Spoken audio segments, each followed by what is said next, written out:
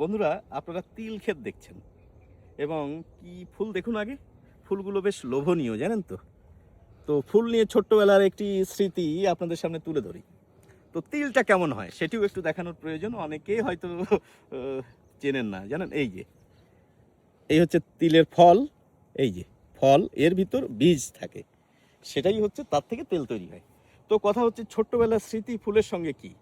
দুপুরবেলায় দেখা যায় কি মৌমাছি, বুঝলেন, ঝাঁকে ঝাঁকে আসে, আর এই তিল ফুলে মধু থাকে। তো এর ফুলটা দেখতে কীরকম বলেন তো, অনেকটা কলকের মতো, বুঝেছেন। এর ভিতর ঢুকে যায়, এর ভিতর ঢুকে গিয়ে ওরা মধু খায়।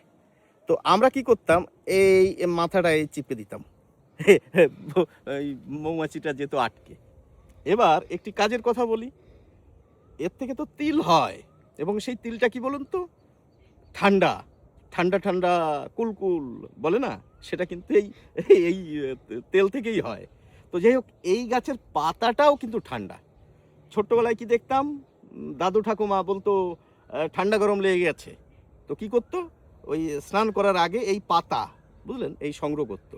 পাতা সংগ্রহ করে এই চটকাতো, চটকে চটকে একটা আঠা মতো হতো, সেটা মাথায় লাগিয়ে দিত। মাথায় লাগিয়ে দিয়ে তারপর স্নান করতো। ওই ঠান্ডা গরম নাকি সেরে যেত। তো যাই হোক বন্ধুরা, দাদু নেই, ঠাকুমাও নেই, কিন্তু এই ফুল দেখে এই মাঠে এসে তাদের কথা মনে পড়ে যায়। আমি ফুলগুলোকে আবার দেখাতে বলবো। দেখুন কি সুন্দর চমৎকার দেখতে সাদা রঙের ফুলগুলো, দেখেছেন। এই হচ্ছে তিল ফুল। সকলে ভালো থাকুন।